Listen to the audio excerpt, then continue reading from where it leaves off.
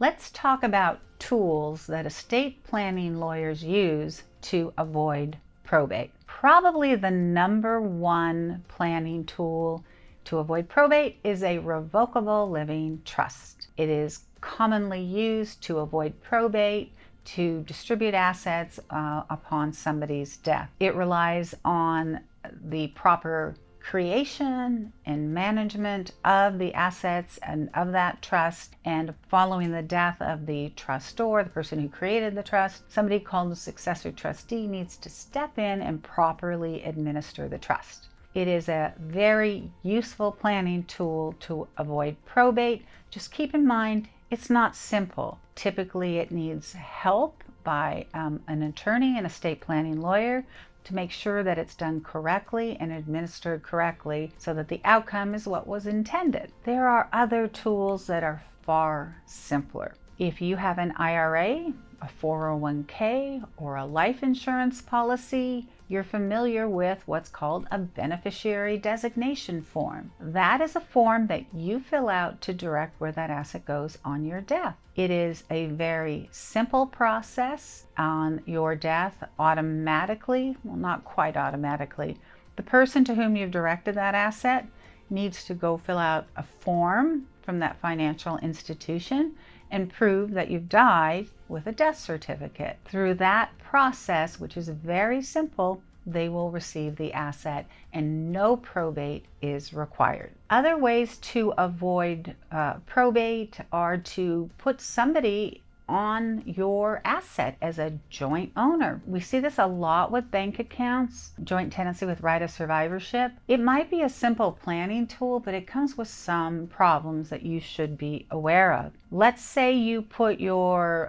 adult child on your bank account with you because you want to make sure on your death it's really easy and that adult child gets that asset. What could go wrong? Well, it's not what happens on your death where things can go wrong. It's during your lifetime. If that adult child that you put on your bank account with you as a joint owner causes a car wreck or is pursued by creditors or potentially could take that money, it was your money, you put it in there, you're just putting them in as a joint owner, but for all outward appearances it looks like their money. What that means is it makes your money vulnerable. People can come, creditors can come and try to get that money because it is in the name of that joint owner. Yes, there are ways you can protect that money, which involves hiring a lawyer and going through possibly litigation, all of which can be quite expensive. So it's not the best idea to put somebody else on your bank account. And much easier would be to say, pay on my death to that adult child. Then they get the money without you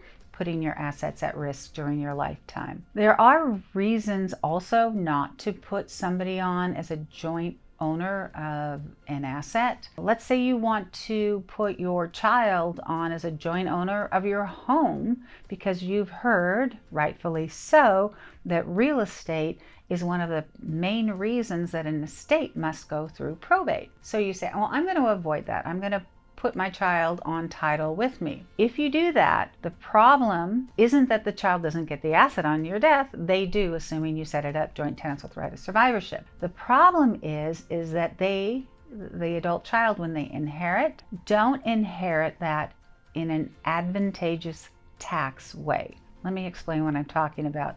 I'm talking about adjustment in tax basis. Let's say you bought your home for $50,000 and on your death it's worth $500,000, okay? If your child inherited that asset, that home, through either probate or through another method I'm going to talk about shortly, they would get what's called an adjustment or step up in tax basis.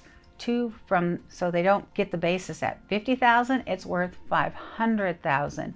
And if they decided to sell it, they pay zero capital gains if they inherited it from you, but instead what you did was you gave them a half interest. So do they get a step up in basis on your death? They get a step up in basis to the one half you owned. Their half isn't stepped up, it stays at a low basis. Potentially what that means is that they are going to pay capital gains tax that they did not need to pay if you had understood this and if you had done a different type, used a different type of tool to get that house to them. A far better option if you own a home and you want to get your house to that adult child without going through probate is using what we call a transfer on death deed. It's just like the bank accounts in a way. It just says on my death, my house goes to my child. The difference is that this particular deed document must be filed with the county where you reside, where the home is, before your death. But if you record that deed with the county, then on your death, what happens is that house then becomes the house of your adult child as you intended, and it gets a full 100% step up or adjustment in basis, which is far more advantageous to that child who receives your home, especially should they sell it. And one more thing to keep in mind, since I'm talking about taxes, is that there are no taxes that are due, at least in the state of Washington, the state of Idaho, on them inheriting your house from you. These are just a few tools that can help you avoid probate.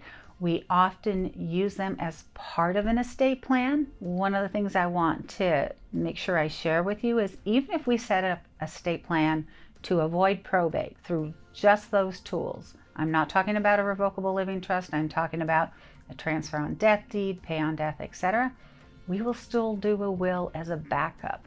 Why is that? Because there could be assets that were not addressed or we're unaware of or were forgotten, and it's that one little asset that can cause a probate to happen. We want to avoid that, but you always need a will as a backup plan.